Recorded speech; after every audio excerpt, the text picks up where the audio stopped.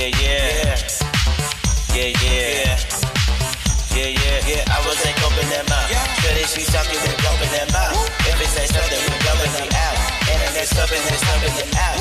And then it's got and it's part of it, stuffing it out. And now from an undisclosed location, you are now tuned in to the Xander Effect with host Xander Dames.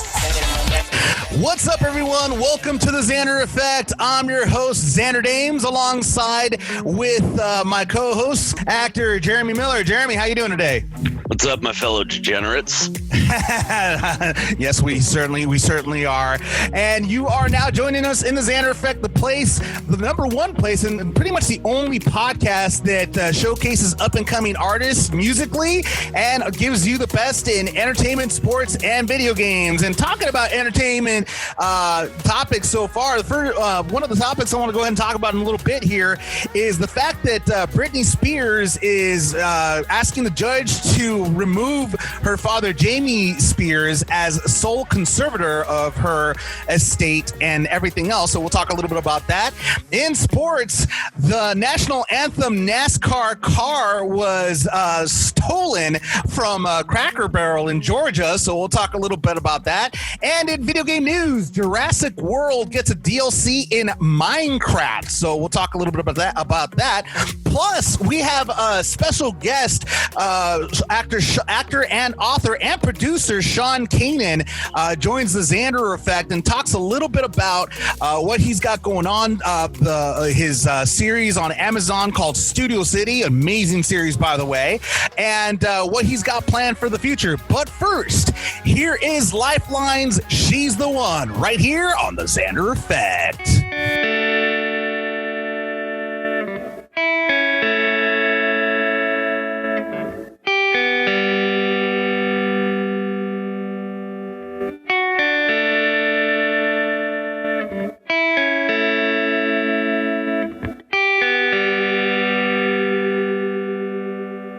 She's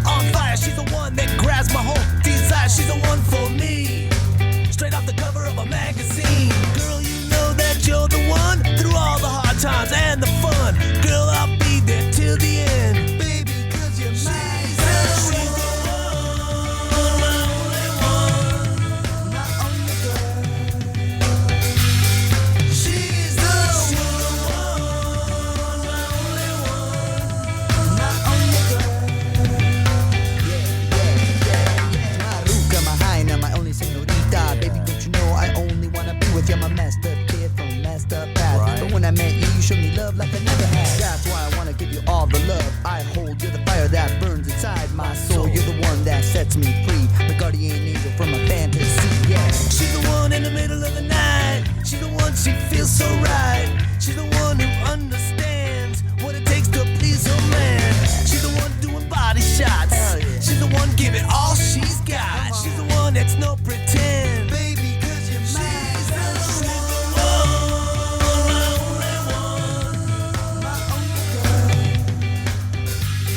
She's the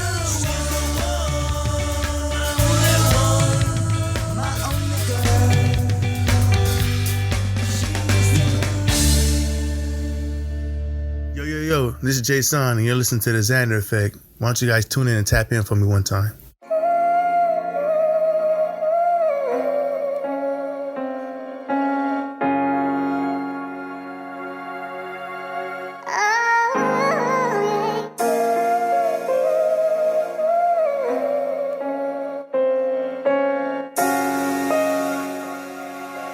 This is a beneficial protection.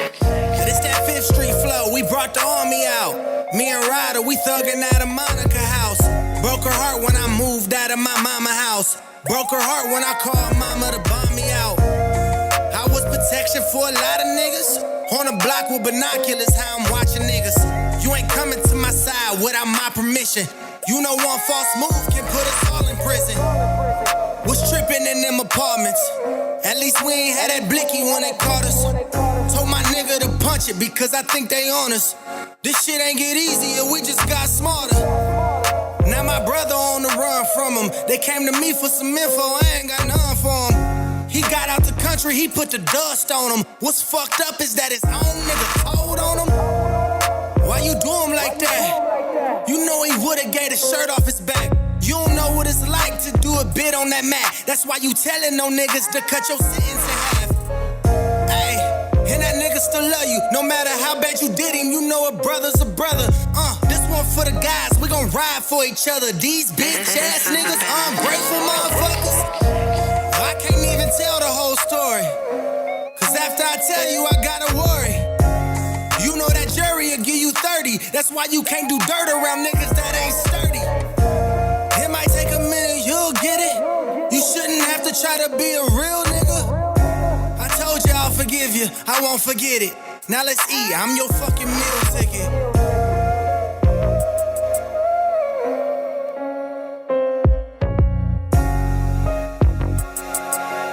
This is a beneficial protection.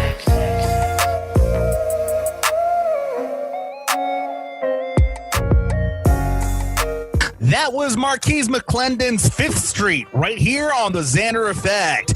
In entertainment news, Britney Spears basically wants her dad off of being the sole conservator of her, and she's actually her attorneys have filed new court docs spelling out Britney's wishes that she wants Jody Montgomery to, or she strongly prefers Jody Montgomery to go ahead and be the permanent conservator over her regular person. She wants Jamie Spears to stop being the sole conservator of her estate.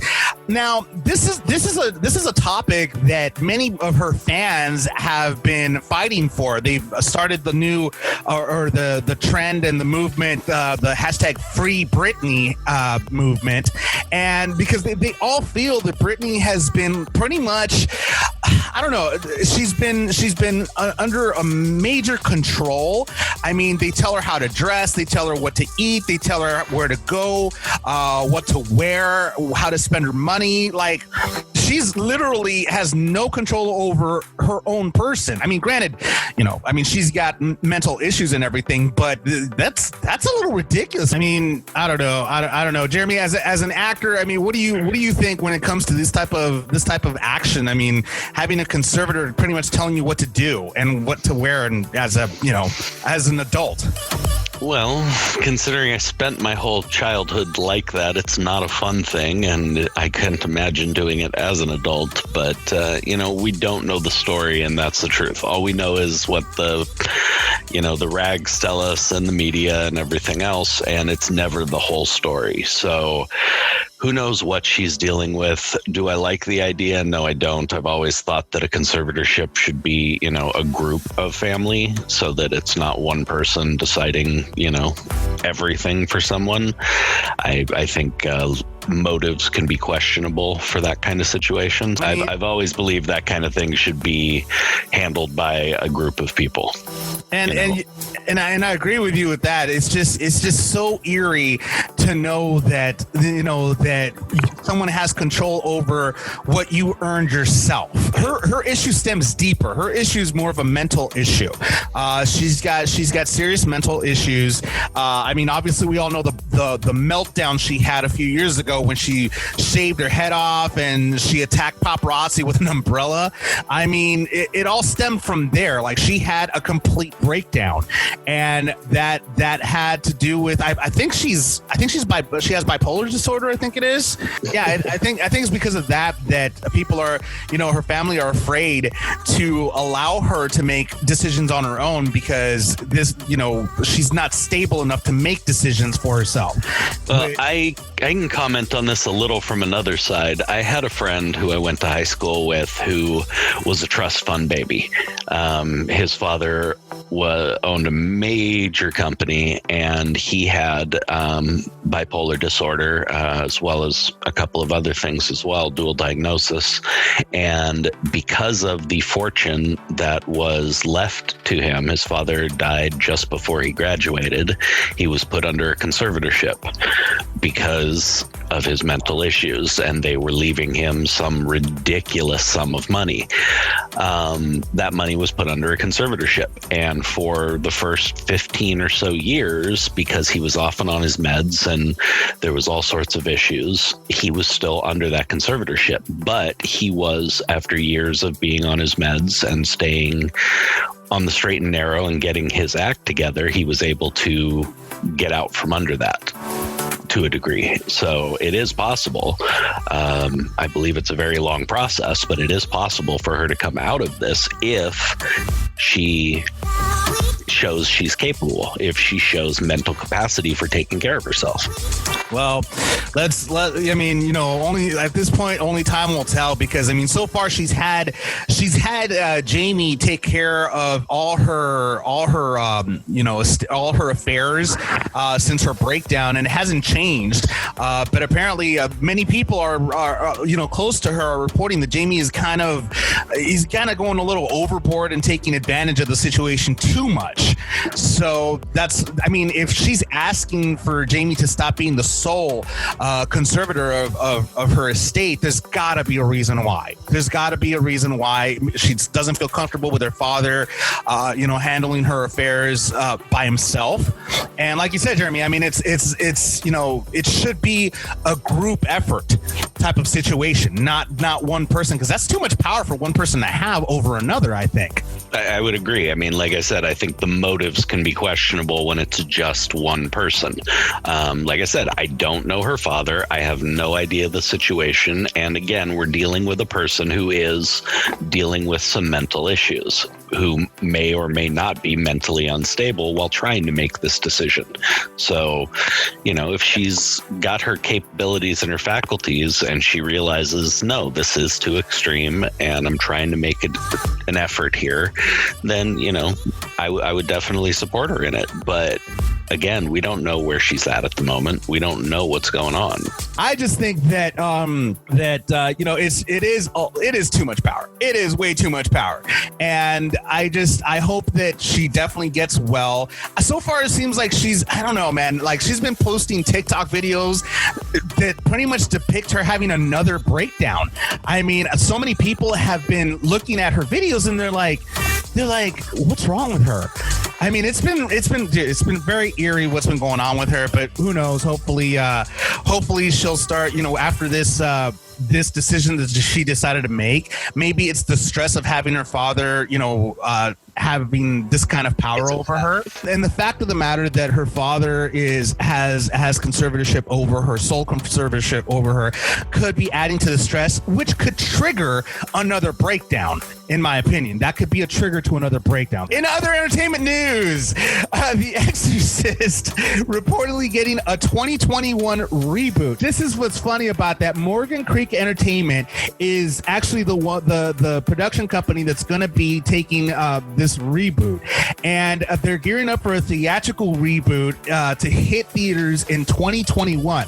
So they're on a little bit of a time constraint here. I don't mind a reboot. I do not mind redoing a film, but don't touch the classics. When a film was done so perfectly, it does not need to be redone.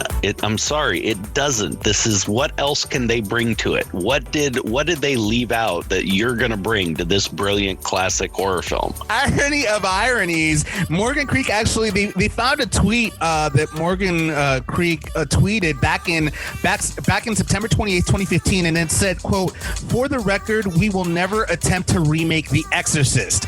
And here they are remaking it for 2021.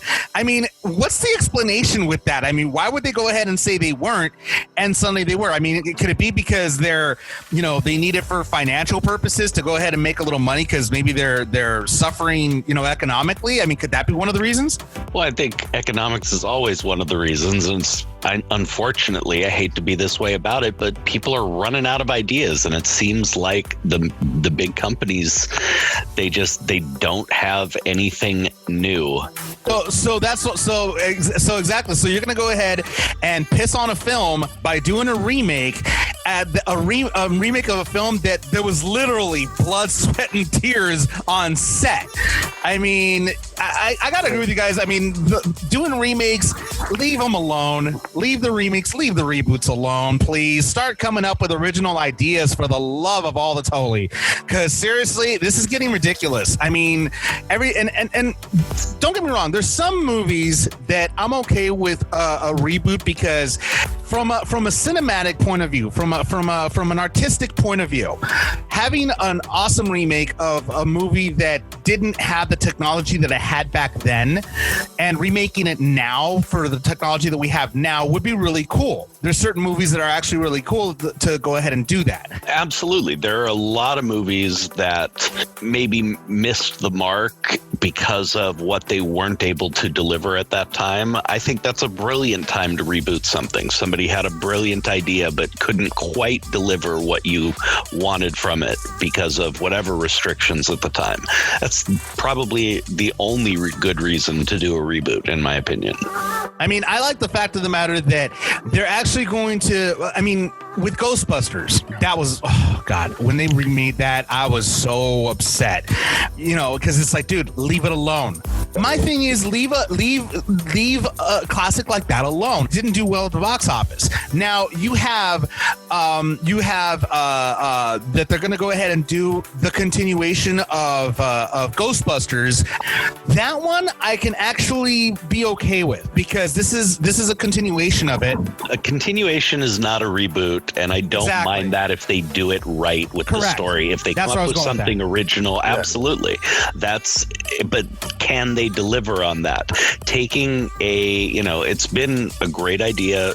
Some people have done it successfully, but taking older characters, taking a storyline from 20, 30 years ago and continuing that, it's been 50-50 at best whether it has worked out or not on the story they're now delivering. So you got to bring a lot to the table if you're doing that, but I think that's the only other viable option for doing a reboot. I mean, with the Ghostbusters reboot, the casting was fantastic, but the writing was off.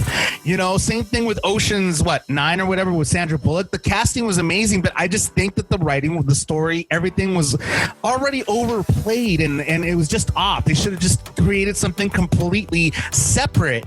I mean, still, like, it's almost like a spinoff. They should have done kind of like a spinoff of it, not try to redo it from the very beginning or something like that. I don't know. What do you guys think?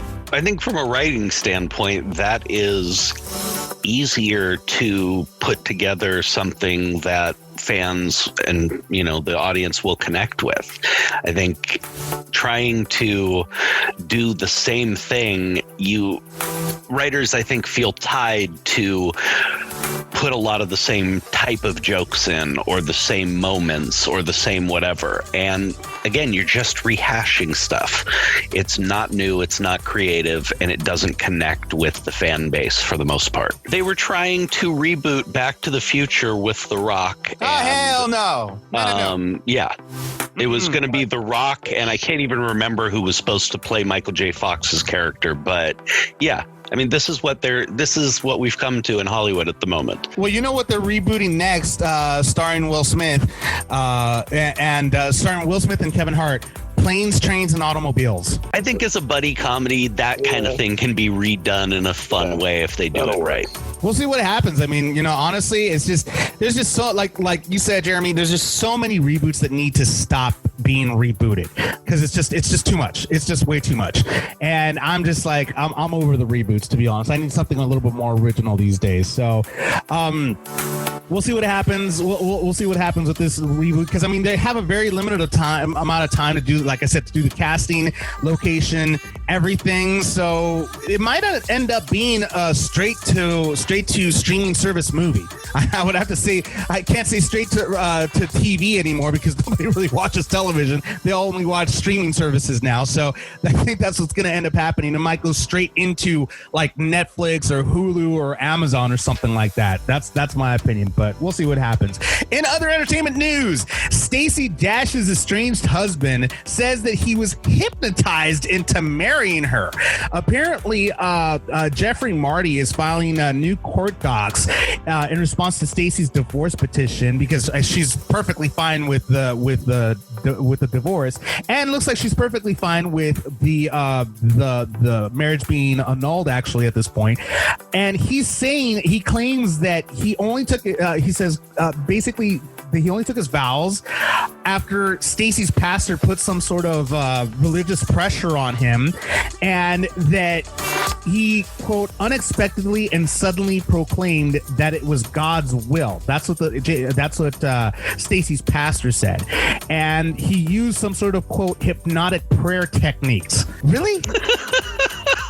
That's what he claims in his court docs. That's what he freaking claims. It's amazing.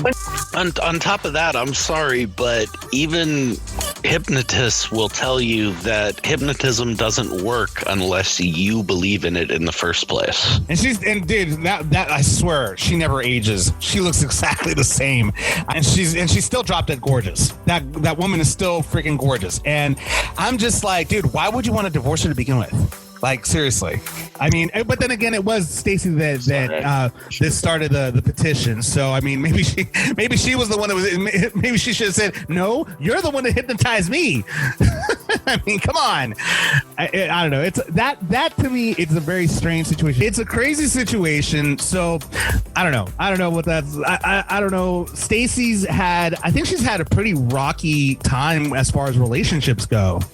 Hey man, relationships are hard in the best of days, and who knows? I mean, she's been out there in the public eye saying some pretty wacky shit sometimes, and who knows what he's been dealing with or how he is with her. I mean, you never know what goes on behind closed doors.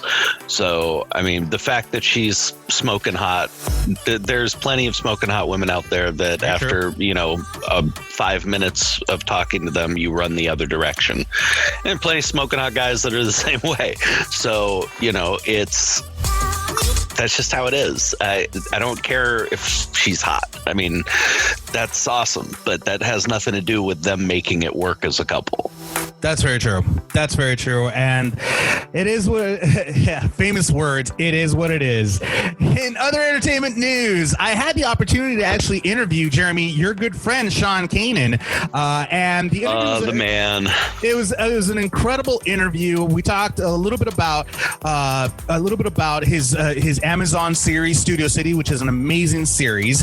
We talked a little bit about whether or not he will be, again, the subject came back again, whether or not he's going to be returning to Cobra Kai season 3 or season 4, whichever one. So we talked a little bit about that. And we also got into a very strange conversation about his choice of binge watching documentaries about serial killers and things like that. It's an awesome interview, and that's coming up next. But first, here is BT and Du Brown's It's on me right here on the Xander Effect. I be tell I told. Yeah, you did. They ain't believe it though. One life. Do Brown. Same game, be telling. What up? Woo! So we kick it like it's kickball. Power couple. She dripping in that Dolce Gabbana. They wanna touch her. Everybody know that's do girl. What you gon' do about it? Me and her take on the world. Now that's a true rider. And she Beyonce. Nah, in her own class. Hella book smart. I be grabbing on her real life. Since it's on me, I'ma put it on you. Sipping on the best of the best. We playing taboo. Kansas City 305. I'm a dirty baby. Help you with your homework. Now we getting dirty, baby. Drinking dirty slippery, baby. Got a nigga tiptoeing. Cause I made the right moves. Got a nigga going. She be in my lap snoring. I should call you FaceTime. But I got respect for her. I'ma spy your face now. Never poke a big dog. We be hella outside. Never have a side to choose. Cause it's only one side. Step right up to the VIP. Yeah, the IP. VIP. Don't wait, cause tonight's on me. It's on me, baby, it's all on me, yeah. Sexy models, champagne bottles. The IP, VIP. Got 2 models, need more bottles. I got a bottle and a model, got a bottle and a model, go. Me and Dude Brown make a lot of noise. Yeah, we them bad boys. All you ladies ain't got no damn choice. I said me and Dude bad boys. A flow where them girls at. Yo shop where them girls at. D money where them girls at. I'm trying to party where them girls at. Cause after the party, it's the after party. After the party to my hotel lobby. After the lobby till 5 in the morning. It's just me and you. Cause there's only one side. Step right up to the VIP. Yeah, the IP, VIP. Don't wait, cause tonight's on me. It's on me, baby, it's all on me. Yeah. Sexy models, champagne bottles. The IP, VIP. Got 2 models, need more bottles. Got a bottle and a model, got a bottle and a model. Go. Step right up to the VIP. IP, VIP. Don't wait, cause tonight's on me. It's on me, it's all on me. Sexy models, champagne bottles. IP, VIP. Got 2 models, need more bottles. Got a bottle and a model, got a bottle and a model. Step right up to the VIP. Yeah, the IP, VIP. Don't wait, cause tonight's on me. It's on me, baby, all on me, yeah. Sexy models, champagne bottles. Yeah, the IP, VIP. Got 2 models, need more bottles. Got a bottle and a model, got a bottle. There's only one side. Beat Taylor. Yeah, the IP, It's on me, baby, it's all on me, yeah, the IP. So on the Xander Effect, I have the pleasure to be interviewing once again actor and author Sean Kanan right here. Sean, how you doing, man? Welcome back to the Xander Effect. Hey, brother, it's great to be back with you. I had a blast the first time. Thanks so much for the return visit. No, for sure, man. I mean, it's been a while. Unfortunately, I have to interview under these crazy pandemic circumstances. I would have wanted to interview you in person. How you been with all this craziness that's going on right now, man? You know, listen, all things being equal, my wife and I have been really fortunate. We don't have anyone that's sick, and we're just trying to stay as productive as we can and get things done. So we're doing pretty well. Thank you. I hope you're doing well too. I hope surviving as much as possible, trying to stay safe as possible. Same, right? It's nuts. How many shows can listen? I have watched every single documentary on serial killers there is. If anyone ever goes through, like if I die and they go through anything, they're not going to find like kiddie porn or anything. They're going to find like this guy watched 100 serial killer documentaries. What's wrong with them? So this is me telling you and all your audience that you have to come to my defense if somehow, my demise arrives and they're like, God, we didn't know this guy was planning to be a serial killer. Man, and the crazy thing is, my wife likes him too. I mean, what's wrong with us? Hey, you're a match made in heaven. There you go. There's your answer right there. But dude, here's the thing. It's like Charles Manson's dead, and at any time he's got like 7 things running on, Netflix and Amazon Prime. The guy's dead. He's got a better career than I do. Well, I mean, he it's always, they always love the bad guy. What can you say, Yeah, he definitely took that to a new level. Oh yeah, completely. Well, man, I gotta tell you, I gotta congratulate you on your success of your Amazon series, Studio City, man. I mean, you guys got nominated for 11 independent awards. I saw that. 12. Wow. 12. We got nominated for 12, and we got nominated for 8 daytime Emmys. Wow, man, that's amazing. That's incredible. I know that you actually went to one of the Indie Awards, and it was all done, via I guess Skype or Zoom or however it was. How was that like for you? What? I was actually the host. So oh wow! I was the host. So I did a monologue and the whole thing. Listen, we did the absolute best that we could do. I mean, it was. This is kind of a new frontier with doing these award shows like this. So there were a few technical glitches, but for the most part, it was really great. And for me, the evening capped off. I won for Best Actor. I had no idea that I was going to win. It was really exciting. I was totally caught off guard. Wow. It was an exciting evening. Congratulations, man. I mean, I actually watched all the episodes that you have for the first season. They're extremely short. I like the format that you have because you leave the audience wanting to know more. They're like between 8 and 17 minutes long, but that you like cram up so much information in those 8 to 17 minutes that you're left with like, okay, what's going to happen next? And what's going to happen next? And I got to tell you, the series, I mean, is it art imitating life, or how's that? Like, how is it? Because I mean, obviously you're a former soap opera actor, and this show is about a current soap opera actor trying to, keep his career going. Right. Well, they say write what you know. I mean, I've worked in daytime television off and on for 30 years, and I wanted to show that would let people know what it's like to be an actor on a soap opera. And I think a lot of times you look at this character and you say, wow, this guy's on TV and he's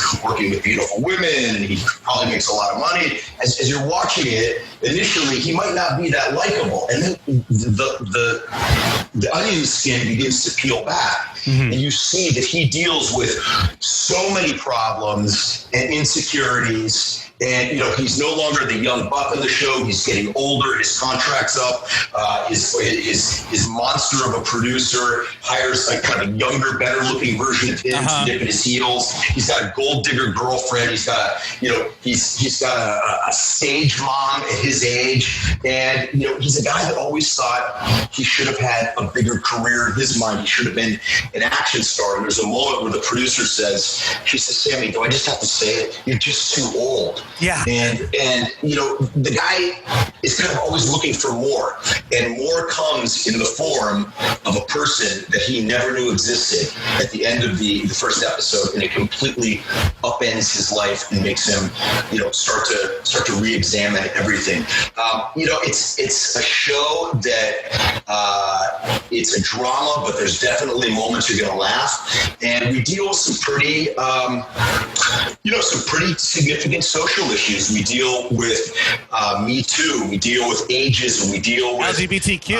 I saw that. LGBTQ. Yeah, Scott Turner Schofield, who is he made history on our show, and our show made history as the first trans male actor to be nominated for an Emmy, and we're the first show to have him. So that's a and we do all of this without beating you over the head, because nobody wants to be lectured to. At the end of the day, people watch stuff to be entertained, and it is entertaining. But we deal with some stuff that's, I think, timely and now, and that's something we definitely want to continue doing.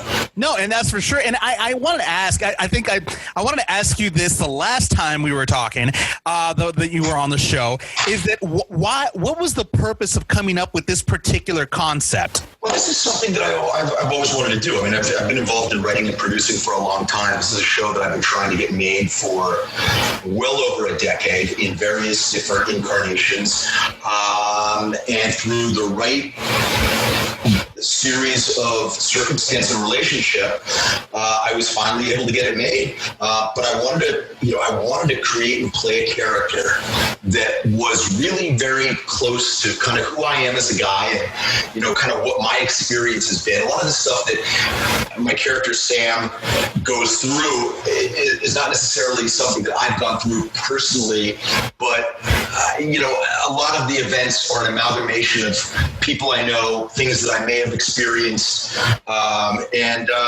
You know, I wanted to do something that was really going to allow me to play something as kind of truthful as possible. And, you know, as they say, the kids seem to like it. Well, I really enjoyed it, and you know, I mean, there was this one one of the episodes where Sam is diagnosed with a terminal illness. And no, not Sam, not Sam. Or well, you mean his character, his character is within the character, yes, because there's another. Yes, exactly. His character, Doctor, is Dr. Pierce. I wanted to ask you about this. His character, Dr. Pierce, gets diagnosed on the show with terminal illness. Now, I gotta ask, because he looks directly at the camera and he's like, "Are you kidding me with this?" Now, has this you know, this is bullshit. Yeah, you know, this is bullshit. That's the last line. So, has that actually happened in your career, where either, you know, like a coworker is pissed that his character is getting killed off or with a terminal illness? I mean, has that ever happened? I mean, is that derived from an experience that you had in the past? Yeah, I mean, okay, first of all, so my character is in these contract negotiations and is really holding firm, and out of the blue, the producer has the writers give him cancer. Okay, and which of course, you know, can go either way, right? You can get better, or you can smart. You know, or it could be a misdiagnosis, right? Yeah. Okay. Yeah. So you never want to be on a desert island. You never want to get a terminal disease, and you know, there's a couple things in daytime you don't want. So yeah, you know, I mean, a lot of times when an actor is being let go of a show, they have to work another couple weeks with them knowing it and everybody knowing it. It's uncomfortable, and it's embarrassing, and it's frustrating. And I remember one time, an actress, I won't say her name, but she got let go but had to finish, and she wore a shirt for 2 weeks that said "Axed," and she was really thought. And I mean, yeah, I've had storylines that I thought were bullshit, and I haven't turned to the camera and said this is bullshit, because my job is to sometimes take stuff that is, you know, not necessarily proused and you know, elevate it to being as good as it can be. Yeah, there have been times that I've definitely been resentful of stories that I've been given and didn't want to play, and you know, probably made a couple snarky comments here and there. But my character Sam has the power on the show and the liberty of not being Sean Kanan, but being a character that he's able to say some of the things that I'm not able to say sometimes. So it's like, I'm finally free. I could say something, but not so much. Right. Yeah, I laughed when I saw that. I was like, wow, this is actually very intelligent how producers kind of pigeonhole the actor, you know, and kind of tell them, well, you know what, either you play ball or you're dead. One of the two. Yeah, I mean, that's absolutely true. It happens, you know. If you have a really good situation on a show and a good relationship with the writers and creator, there are times an actor can, you know, give some input and discuss some story. But, you know, generally speaking, you're playing the story you're given, and you're not always given stories that necessarily support your character or put them in the best, most light as you see it. It's there to serve the overall kind of palette of the show, so to speak. So yeah, it happens. Man, and I got to tell you, like I said, you know, every episode is very interesting, but two of them stand out. We'll talk about the first one, which is episode 3. That one's mainly focused on the issues that the LGBTQ community face with rejection in the industry, suicide galore. That entire episode was mainly focused on that. And was that the whole point of that episode, for it to be focused solely on the LGBTQ community? Well, you know, look, here's the thing. The challenge with doing a digital series where the episodes tend to be more truncated than they are on network television or on, let's say, a full 30-minute show, you've got to introduce the audience very quickly to characters that they've never seen before, especially if it's a new show, right? Mm-hmm. And if you're trying to, if you're trying to introduce a storyline, especially one that's got really, some heavy topic matter, it's now, it's socially relevant.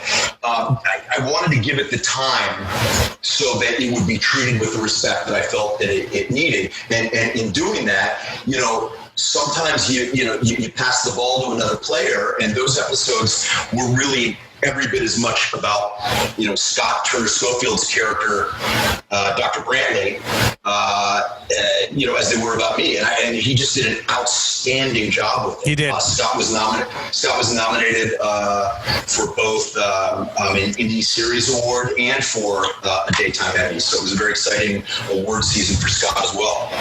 No, he did an incredible job, and it was a very, very sad episode. I got to tell you, it dealt with social issues, like real issues that they go through, that community particularly goes through on a daily basis, and it's so depressing. It's so sad to see, the treatment that they get. Here's the thing.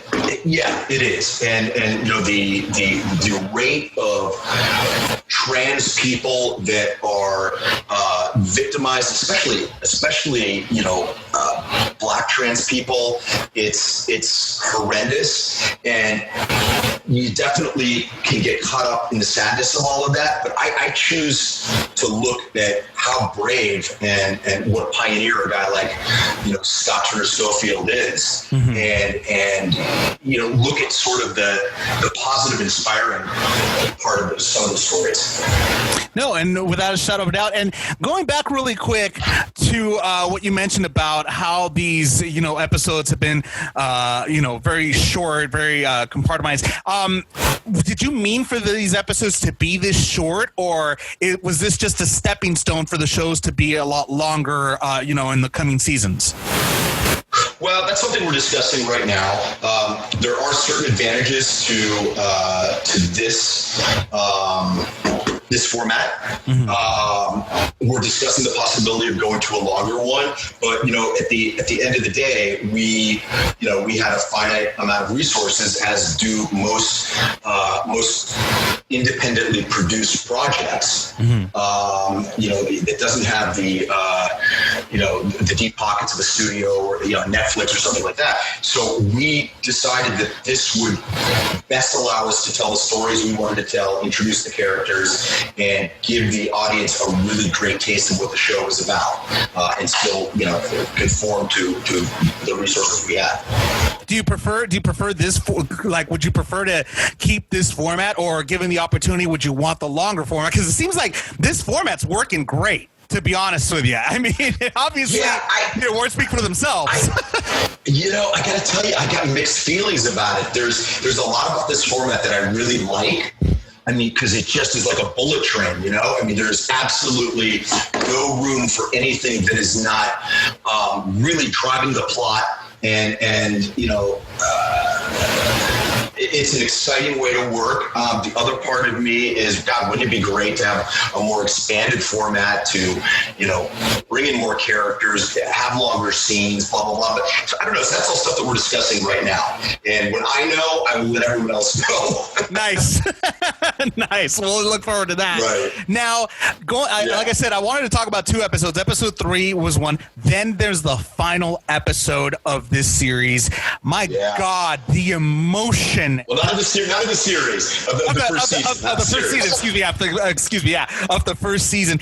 Man, talk about incredibly emotional. Patricia Darbo does an incredible job. I mean, I've met her. Wonderful, wonderful person. I think Patricia's just a funny, sweet, incredible human being. She's an incredible person. She plays your on-screen mother, Violet, on the series. And my God, what was going through your mind when you did that scene with her, where she's basically confessing who your real father was, and just the emotion that was in that was just so impactful. impactful because this happened in real life, back in those days that, young starlets. Well, listen, not even back in those days. Look at Harvey Weinstein. Correct. Yes, you're right. It's happening today. It's something that's very timely. And, look, it was Patricia nailed it. She killed that monologue.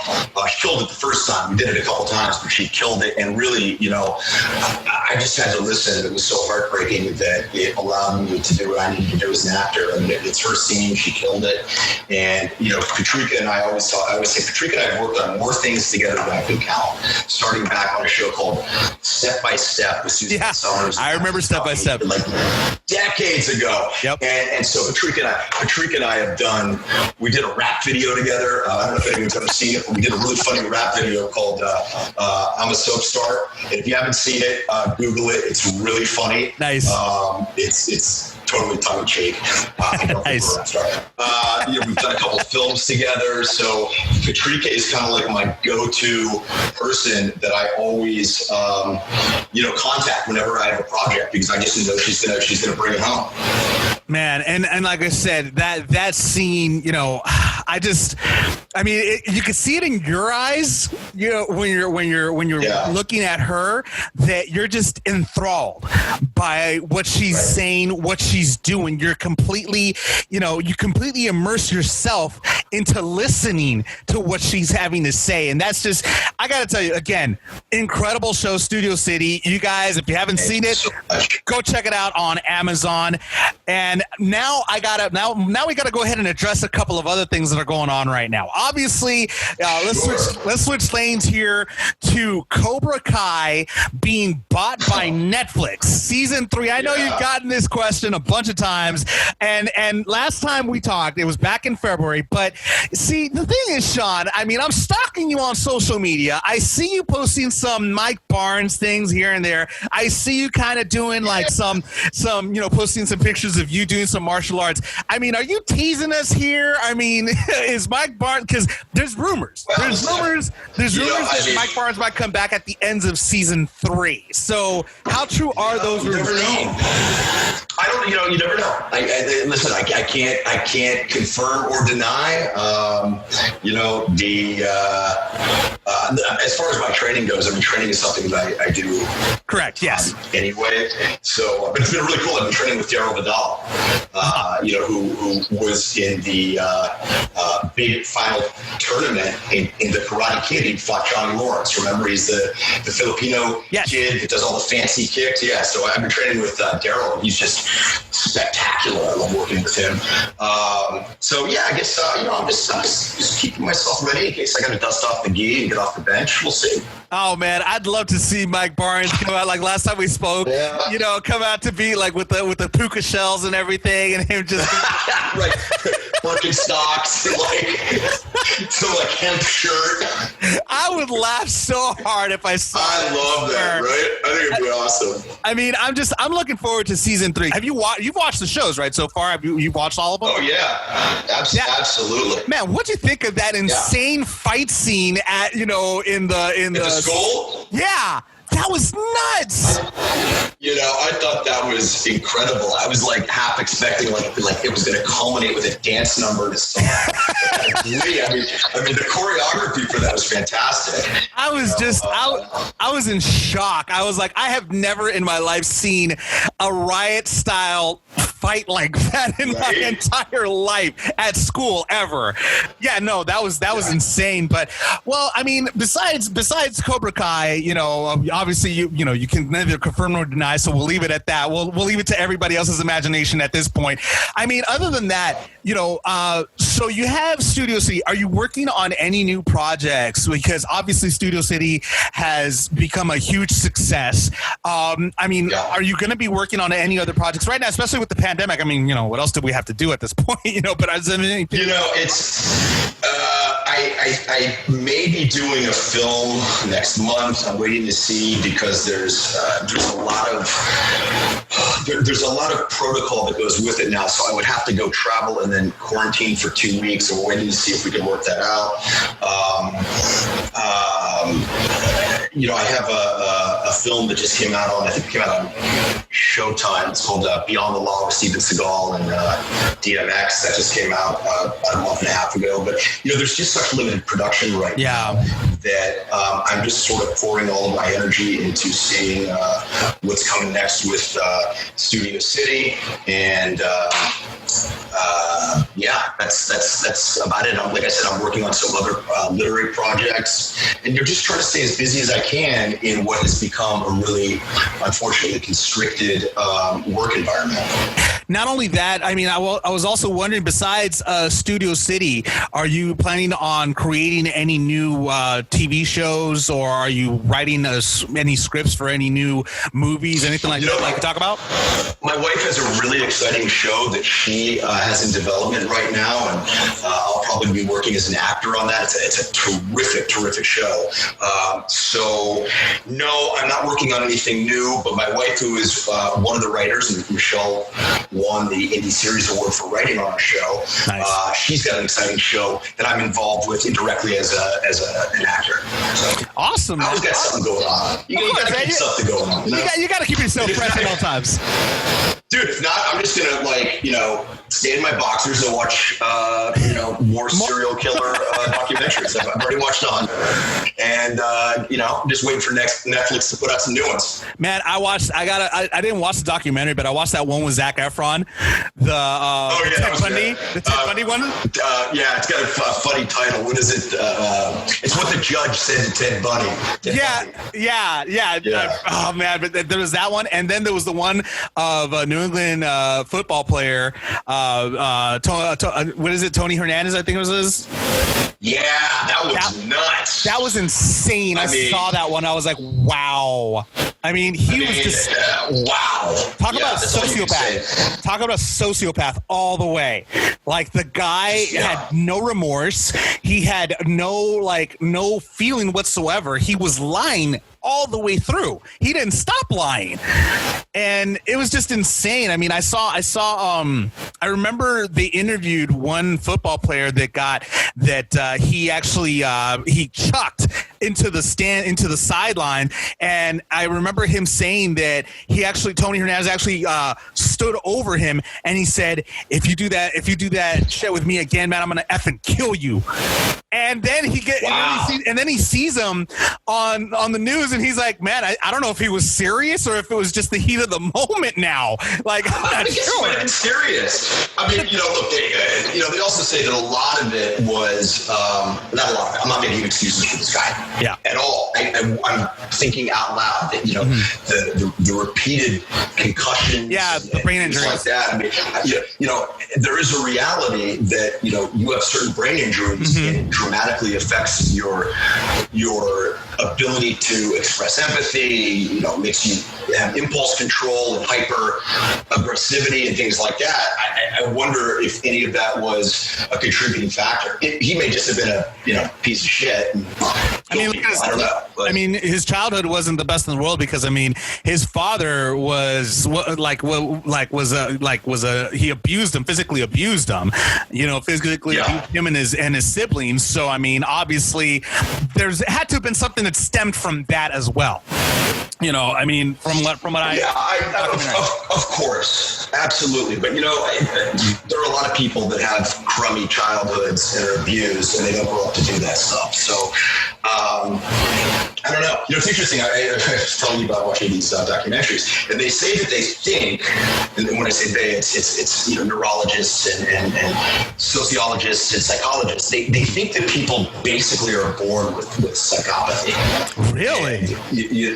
That it's not like, hey, you take a sweet kid, you beat the crap out of him, you sexually abuse him, you throw him in a basement for 23 hours a day, he's going to be a psychopath. They think that there is a genetic predisposition and differentiation in the brain chemistry, and then it's an outside external catalyst which probably puts it into effect. I don't know. I mean, that's just what I'm grasping from all this. Well, I mean, as a martial artist and as a person who has, I mean, you've taught martial arts. Have you ever faced, somebody in that situation where you see this kid, a young person that obviously has major anger issues or could possibly use what you teach as a way to harm somebody? Have you ever faced anything like that? You know, I think a lot of times when you see new students, you get kids initially that might be like that, and hopefully through the discipline and through the camaraderie and through the philosophy of martial arts, that dissipates.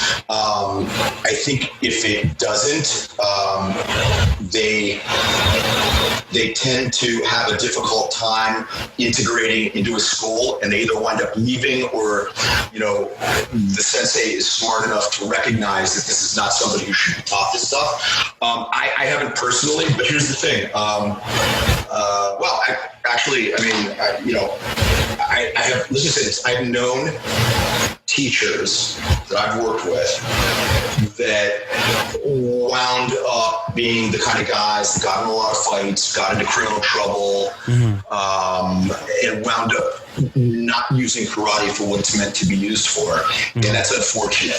But yeah, it does happen. But I would certainly keep my eye out for it to try and do my part to eliminate it. And if you were to face, you know, a kid that was like that, I mean, how would you approach a situation such as that, like with a troubled youth like that? You know, how I would approach it now as a 53-year-old man, as opposed to, you know, how I maybe would have approached it as a much younger guy, you know, in a karate school, teaching sometimes, is different. You know, I do a lot of outreach work with bullying. I have a better understanding of what bullying is about, where some of that kind of behavior comes from. That, you know, sometimes a kid who's a bully winds up being a kid who has been bullied by, you know, other kids or abused by a parent. I would try my best to reach out and talk to them. But, you know, there is a stark reality that there's some bad machines out there. True. And, you know, there are some, you know, you look at the news. I mean, there's this, again, I go back to like crazy documentaries, but there's this one about these two, I think they're like these 10-year-old boys, and they killed a younger classmate. And wow. the basic upshot from the professionals was these kids are bad machines. You know, they're going to become bigger and stronger bad machines, but they're not probably going to become better machines. And you know, there's this whole, I remember I saw an episode of, it was SVU or something like that, or one of those 97 spinoffs that they have. And they had a kid, I think he killed somebody, and they were trying like hell to get him incarcerated for a really long time, which they couldn't do because he was a kid, because he had every single predictor of turning out to be a monster.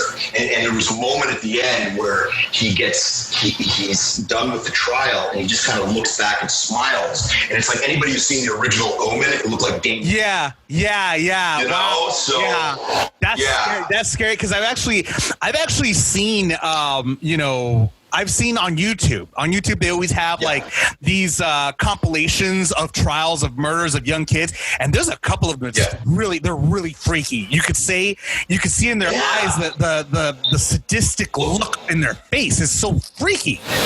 Like, well, you know, they have that triangle that's where they can sort of predetermine that somebody is predisposed to that, and it's three things: it's cruelty towards animals, it's bedwetting, and it's a desire to start fires. And you look back at some of the big serial killers, and they all had those two, if not three, of those predictors. And so now when a child is violently cruel to an animal, they catalog that shit. They have to. Yeah, they have to, because I mean, it's not normal. You know, it might be normal, like when you're a kid, to, you know, you remember dissecting stuff in biology class, and you know, I hated doing that. Yeah, I didn't like it either. But it's a whole other deal when you're like, you know that guy Ed Kemper, who, you know, killed this cat and cut its head off and put it on a stick, and it's like, yeah, that ain't normal. You know what I mean? And they all did that sort of stuff. off. And so if they do think that, from what I've seen, I'm certainly no expert, if they can intercede early enough, even with somebody that has those predictors, that it's possible that it won't manifest. But it's somebody that you got to get into therapy stat. You got to like make sure they're in like a good home situation and not exacerbating it by having any of the external, gasoline factors that would ignite the fire. Like start training them from a very young age to, be a good person. To be a good person, to feel, they may have limited capacities to feel empathy and things like that, but, it's amazing how a lot of these psychopaths they know right from wrong. Oh, yeah. They absolutely know right from wrong. They just, and it's interesting because you look at a lot of people that are CEOs, not a lot of people, let me rephrase that. There is a subsection fractionally of CEOs, even presidents, surgeons, a lot of people that have a lot of power that psychopathy appears in their personalities. And they have this test where it's 30 questions, and there's gradients. There's people who have 10 or 15 characteristics of psychopathy, and then there's some that you watch on these shows that are in jail that have 27, 28, 29, 30. Wow. But a lot of ones that are that have got multiple characteristics do function normally, and some of them even ascend to great success because there are characteristics of psychopathy that would allow you to become very successful, especially if you're able to temper them with positive qualities. I don't know, the whole thing fascinates me. Wow, I'm listening. I'm listening to you, man. It's a rabbit hole, right? It's a fucking cool rabbit hole. Yeah, no, it's interesting. Like I'm listening, I'm digging it, man. I'm digging it because it's like it's crazy to that this is real. This is reality. That's what's even scarier, that this is actually real. I mean, there's people out there that can act completely normal, but they're psychos. Well, but something, truthfully though, if you know what to look for, you can start to spot them. And it doesn't mean if you know somebody that's got 2 or 3 of these characteristics, they're a psycho. It's not that. But you start to look at somebody who's like verbally very glib, that is very charming, but without making any kind of meaningful connection. Mm-hmm. He's using it just for the moment.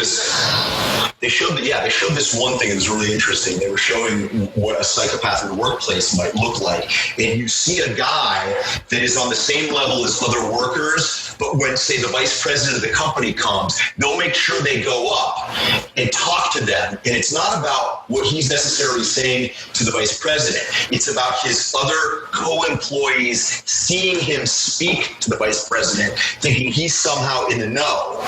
And then it makes it easier for that person to gain information from his coworkers because they think that he's either being groomed for a promotion or he must have some inside information, and they begin to use that information they're given surreptitiously to start playing, mind chess. Jesus, that's insane. Right? That's scary. Because it's scary because I've actually seen, a couple of people in my lifetime that have been that way. And I usually am just, who's this kiss ass right here, dude? What's this person trying to pull right here? But, when you start explaining it like that, I'm like, maybe they were trying to do something like that. I mean, if you want to just trip out, just like Google the 30 question psychopathy test. Take it yourself. That's really interesting too. Yeah, right. I took it. I mean, I fortunately, I'm clearly not a psychopath. You just play one on TV. I just play one on TV. But it's interesting, and you'll definitely recognize some characteristics in other people, or maybe yourself. But like I said, a couple of characteristics a psychopath does not make. But you start seeing like 10, 12. I mean, maybe it's somebody you don't want to interact with. I go ahead and I take the test. I'm like, oh my God, I'm a psychopath. I need to be committed right now. What am I doing in society? Right? Thank you, Sean. You just proved my point. It's like a healthy checklist, right? Okay. Superficial. A lot of people are superficial, right? True.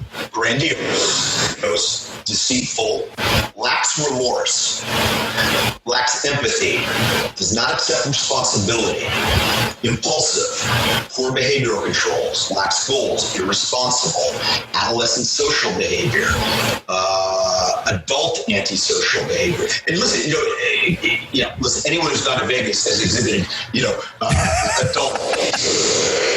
You're not doing it right. True. Are you exhibiting a bunch of these things like at the same time? And criminal versatility, juvenile delinquency, short-term marital relationships. It's interesting. I don't know. I like to watch the things in prison too. I think we like to watch things that we think are, a world that we hopefully will never be in, with which we'll never be involved. So that's why I think it's interesting to watch, these, the prison shows. I mean, look, I'm not alone, obviously, because they're making documentaries by the dozens, and there's, documentary shows, and there's cops and all this stuff. It's interesting. No, and you're right, man, because I actually watch on Netflix from time to time is World's Most Dangerous Prisons. That show got me. Everyone. Yeah, that show got me, man. I liked it better when they changed the host. They had one host. Yeah. And they got the guy that was actually in prison for 12 years. Yeah. No, I love that show. No, that show's insane. Like I saw some of the episodes. I actually still have to finish watching the rest of them, but yeah, that one and Scared Straight is another one that kind of gets me too. Yeah. I like Locked Up Abroad. I like that one. I haven't seen that one. I got to check that one out. Oh my God. So Locked Up Abroad is just basically like people that have smuggled stuff or gotten kidnapped or whatever, and they find themselves locked up in a foreign prison, and it's crazy. And I have a really dear friend who wound up being put on death row in Pakistan. Oh my God. And he was a 23-year-old kid. Long story short. Anyway, Nat Geo did a Locked Up Abroad about him. He played himself. Oh my God. And did he survive? Did he survive the death row? They told him, they said, if you admit you're guilty, we'll let you out. He said, fuck you. And he said, I'm not admitting it. He basically had been smuggling leather for a guy. And then 9/11 happened, and they asked him to go to Pakistan. And he was like, look, I don't think I want to do this. They're like, it'll be fine. So you're just taking leather over there. This is a guy, mind you, just to preface this, he has never drank alcohol and never done drugs. So he gets over there, and it turns out, unbeknownst to him, hidden in his suitcase is opium. So they give him the death penalty because he's an American. And he winds up, and he's into all sorts of terrible terrorists and this and that. But this guy's a bruiser, man. And in the Pakistani jail, they're kind of little guys. Yeah. Like 3 little guys will kick your ass. But he was like just kicking ass. He was tortured. Anyway, long story short, he learns Urdu, which is the Pakistani language. He winds up, his mother's a casting director, and she speaks to a senator. They intercede. He winds up getting out. So he winds up catfishing this dude that sent him, pretending that he was a female. He gets the guy to meet him at Denny's under the pretense that it's a girl who's going to meet him, and he sees him in the parking lot and just beats the living shit out of him, as he should have. He was on death row for 4 years. Yeah, because he got him he got him almost killed. I mean, come on. And he got him, not only did he get him killed, he had him put in prison in a place where they love Americans. They love us over there, So that was like, that was like throwing prime rib in front of a lion's den. I mean, he got I'll tell you what, if you get a chance, Google Locked Up Abroad, and his episode, I'll find out what it was called. But if you're ever interested, I can get him as a guest on your show. Oh, I'd love to talk to him. That's crazy. Yeah, I'll put him in touch with you. His story was, here's Locked Up Abroad episode. I'm going to email it to you. From Hollywood to Hell, it's called. Okay, so I'm going to send this to you. But Erwin Winkler who did Rocky, optioned his story, and they never made it. But it really, man, it's fascinating, and you know, the fact that he was able to get through this is just insane, and it made him a stronger guy. And you know, you hear like, wow, he got busted smuggling opium, he must have been involved in drugs. No, to this day, this guy does not drink. This guy does not do drugs. Wow, that's crazy, because they actually did another movie similar to that, another movie based on a true story. I think it starred Claire Danes. This is like back, you know, I think it was back in the early 2000s. Yeah, it was something Castle. Something like that. Yeah, something like that. So and then there was the one with let me know if you just got that email. Yeah, I just got it. And then also, it was Vince Vaughn and Joaquin Phoenix did one where they both get convicted in Thailand, but Vince Vaughn gets out of it and goes home. And they say, if you come back and do 4 years, we won't execute your friend. Oh, wow. So they kept his friend as collateral? No, and then like Anne Heche is Joaquin Phoenix's sister, and she starts dating Vince Vaughn, and she does like him, but she's doing it to like get him to go do it. And like at the end, I don't want to spoil the end, but that's a good movie. That's a trippy movie for sure. I'm gonna have to check that out. Sean, besides we went on a completely different tangent here, both those, but it's interesting to talk about these, the types of things that we like and everything. You obviously, we know that you have written 2 books, and I mean, what do you like? Do you still continue to write, or right now, like, I mean, especially again, you got nothing else to do right now, so. Yeah, I'm working on something really kind of cool right now, which I'm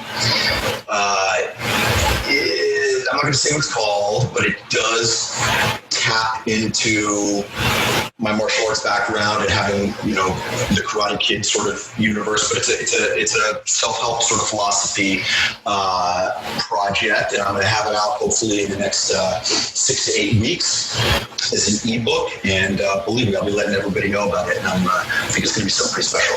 Awesome. I'll be more than happy to go ahead and promote the hell out of it on the Xander Effect. Not a problem. Sean Kanan, I got to ask one last thing. The thing that I always ask all the time is, how can people stalk you on social media? You can come find me on Twitter. It's at Sean Kanan, or Instagram. I think it's Sean.Kanan. And I know you also Studio City also has Studio. Oh, right. Studio City has an Instagram as well. There's a website, studiocity.show. But I DM me. I answer my DMs. If you got a question, answer it, and I'll point you in the right direction.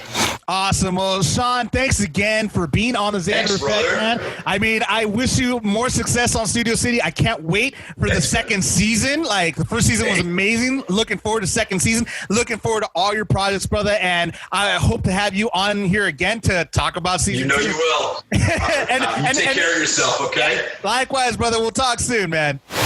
Okay, take care. Bye-bye. Thank you so much, Sean Kanan, for being on the Xander Effect. Appreciate your time.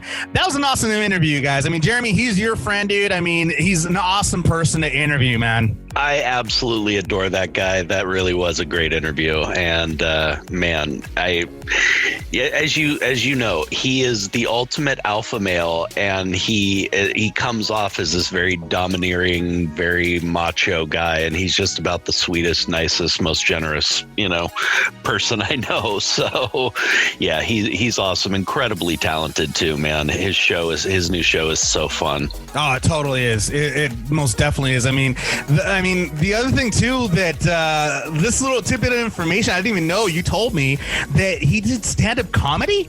Yeah, Sean actually does stand-up, and he is very good. He's very funny.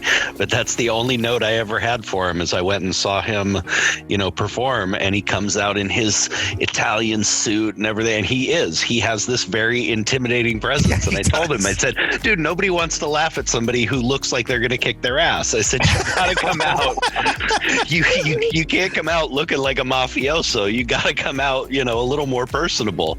But no, he's a great comedian, and he's been doing it a long time. Yeah, man. And not only that, but I mean, he's an accomplished author as well. I mean, his books are amazing. I mean, they're definitely top sellers. So I mean, I'm looking forward to having him back on the show again. The thing is, Jimmy, you're so right. If I were to see him on the street, I would be scared, because the guy definitely has that look of intimidation. It's like, dude, you killed the bonsai tree. How dare you? He did. He snapped it in half. Come on. That's when I first met him. They were filming Karate Kid 3 on the Warner Brothers ranch lot where we filmed Growing Pains. Really? That's when I first met Sean, was all those years ago. Was he with Ralph at the time, or did you meet both of them at the time, or just Sean? When I actually met Sean that day, he wasn't with Ralph. I'd already met Ralph a bunch of times, but he was somewhere else on set that day. And I was, as usual, just ditching the set school and wandering around the set, and ran into him and got to talk a little bit. And he's a martial artist, and I was studying at the time, so we had something to talk about, and we just hit it off. Nice, man. No, that's really, like I said, Sean's like a very easygoing guy. He looks intimidating. The nicest guy in the world, I gotta say. I really enjoyed doing that interview, and like I said, hopefully I'll have him on again very soon on the show. So we'll see what happens. In sports, looks like the National Anthem NASCAR was stolen from the Cracker Barrel parking lot. That headline couldn't be any more perfect. Seriously, I mean, and it's got stolen. It got stolen in Georgia, of all places. I mean, there's a tweet.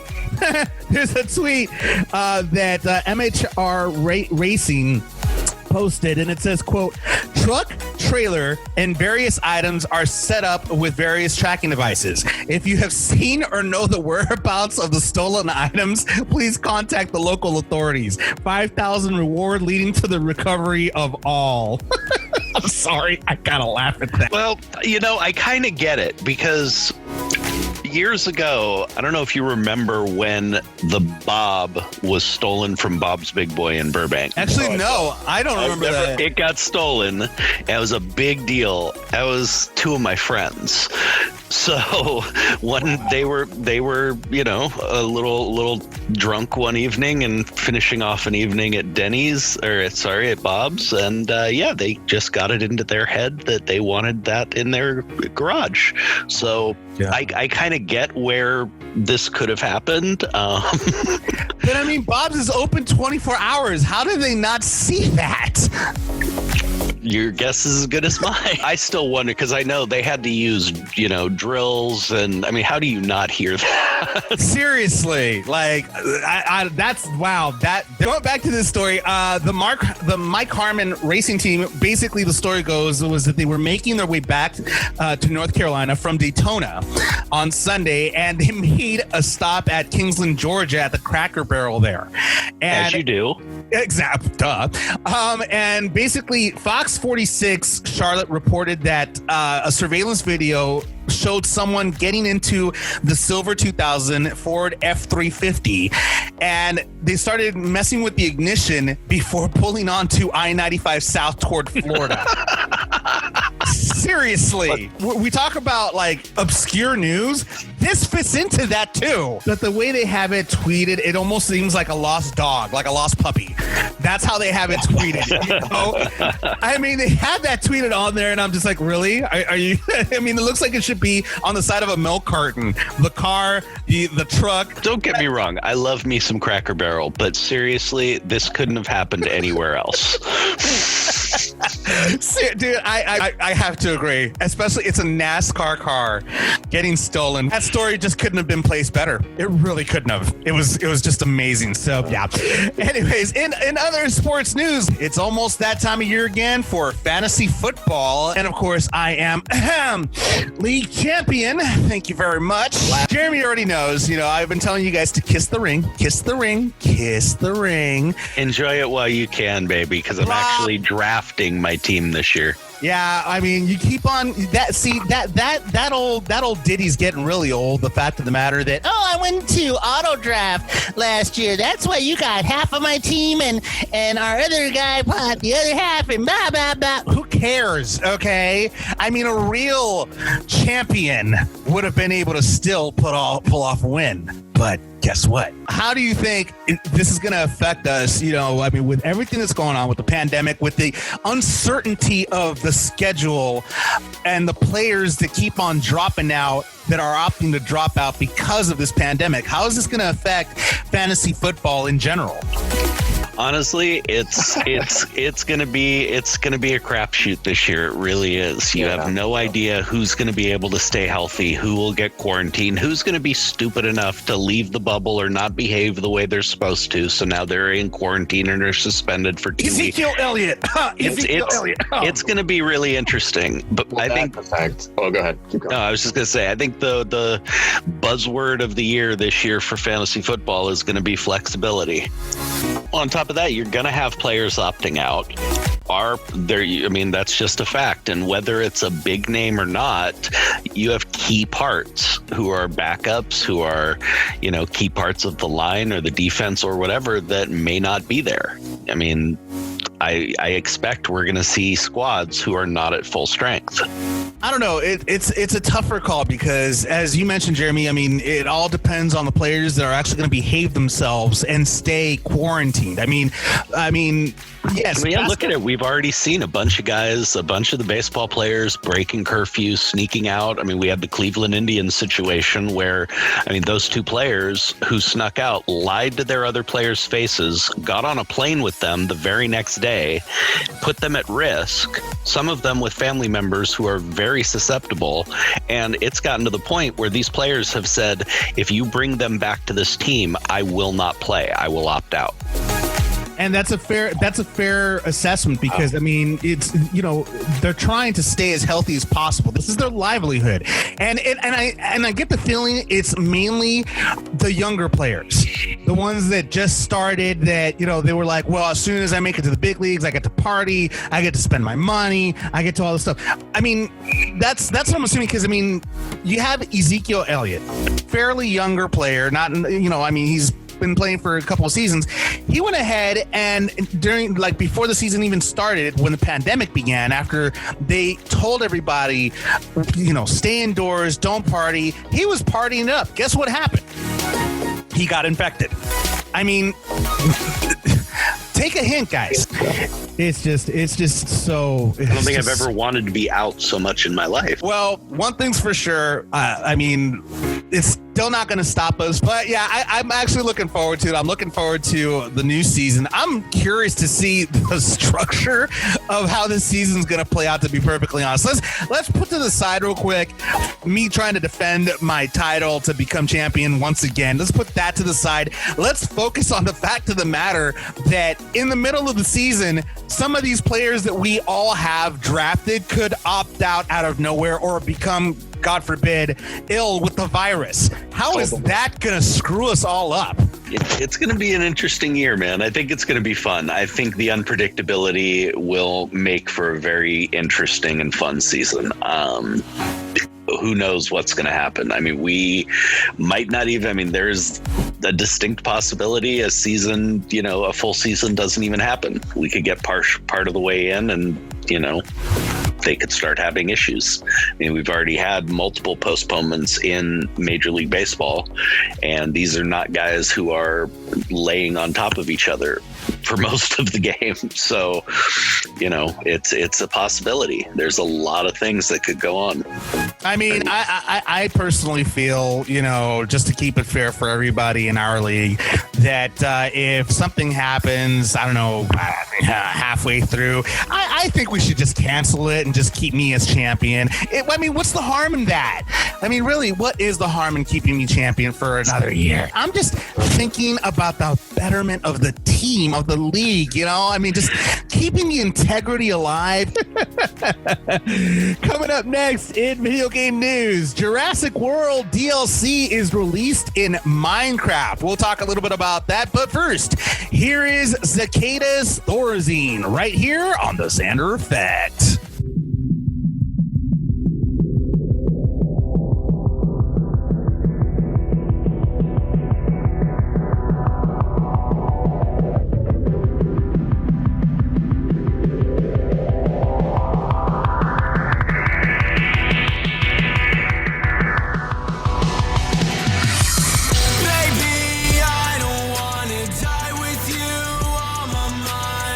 I'ma make it right. Promise me you'll come home tonight.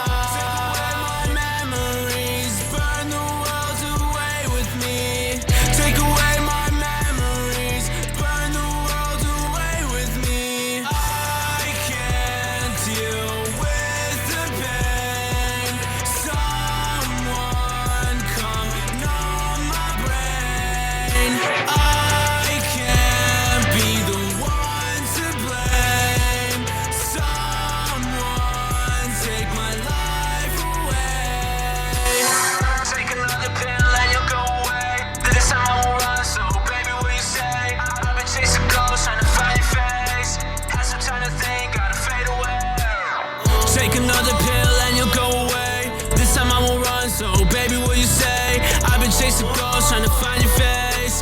Had some time to think, gotta fade away. Her love, her touch, her ghost, such a fake, can't let go. Can't let go. Her flaws, her cries, can her heart still break if her soul turns hollow?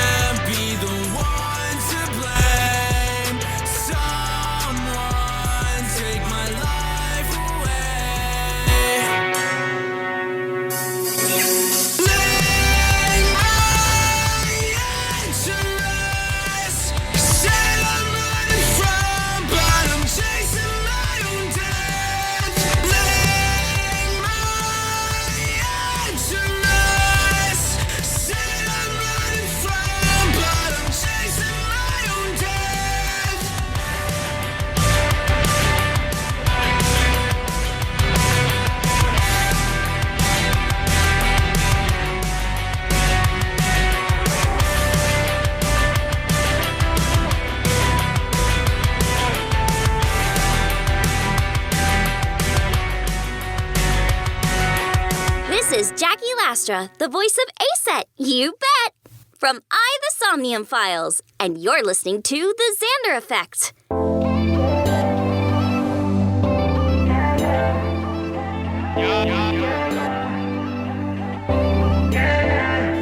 Yeah, ya nada de ti me impresiona, ey.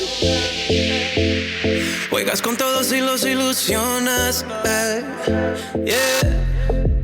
Pero conmigo no te va a funcionar, no, no, no. Ese jueguito yo me lo inventé, yeah. Si quieres jugamos a amarnos, gozamos sin lastimarnos, pero mañana nos olvidamos y lo repetimos si nos encontramos. ¿Qué quieres? Si apareces de la nada y te vas de repente, baby, solo mírame a la cara y dime qué se siente saber que yo estoy dispuesto a jugar tu juego. Solo dime si lo tomas, porque si no, hasta luego, baby. Si apareces de la nada y te vas de repente, baby, solo mírame a la cara y dime qué se siente saber que yo estoy dispuesto a jugar tu juego. Solo dime si lo tomas, porque si no, hasta luego, baby. Podemos jugar toda la noche corrido y mañana me despido y me llamas cuando sientas que ya no aguanta y quieres conmigo y te saco los gemidos. Pero por favor de mí no te enamores, que ya no estoy para un mundo de colores. Ahora estoy viviendo momentos mejores, solito y sin compromiso, así que no me llores. ¿Qué quieres? Si apareces de la nada y te vas de repente, baby, solo mírame a la cara y dime qué se siente saber estoy dispuesto a jugar tu juego. Solo dime si lo tomas, porque si no, hasta luego, baby. Si apareces de la nada y te vas de repente, baby. Solo mírame a la cara y dime qué se siente saber que yo estoy dispuesto a jugar tu juego. Solo dime si lo tomas, porque si no, hasta luego, baby. Si quieres jugamos a amarnos, gozamos sin lastimarnos, pero mañana nos olvidamos y lo repetimos si nos encontramos. ¿Qué quieres? Si apareces de la nada y te vas de repente, baby. Solo mírame a la cara y dime qué se siente saber que yo estoy dispuesto a jugar tu juego. Solo dime si lo tomas, porque si no, hasta luego, baby. Si apareces de la nada y te vas de repente, baby. Solo mírame a la cara y dime qué se siente saber que yo estoy dispuesto a jugar tu juego. Solo dime si lo tomas, porque si no, hasta luego, baby. That was JP Castillo's Jugar al Amor right here on the Xander Effect. In video game news, Jurassic World has released a DLC in Minecraft. And dude, Minecraft is already practically taking over the world. This game has been around for years, and it's the most popular and played game in the history of video games. I don't know, this game is like addicting. Both adults, children, everybody freaking play this game. And now they added a Jurassic World DLC that basically lets players craft and train dinosaurs, build exhibits, and manage the operations of a fun amusement park that pretty much has a bunch of dinosaurs in it. I mean, it includes the Jurassic World Park with locations from the 21 from the films, 21 skins, and over 60 dinosaurs. You could get this DLC for $7.99 in the Minecraft marketplace. Now, here's the thing: Jurassic World. I mean, I played. Have you played the game on any of the systems yet? No, I haven't. They have on Xbox One. They have they gave us a free game, which is one of, like, they always do this every month. They give you like 2 free Xbox One games and 1 free Xbox 360 game, and you know they're usually games that pretty much are, you know, low in the price range. And so I actually downloaded the Jurassic World one because I had friends of mine that were playing it, and it's actually a really interesting concept because it's the same thing. You have a park. It's almost like The Sims, pretty much, where you build a park and you have scientists that you send out to scour the earth for like DNA of dinosaurs. They come back with that DNA and you start harvesting eggs, and they hatch and they become raptor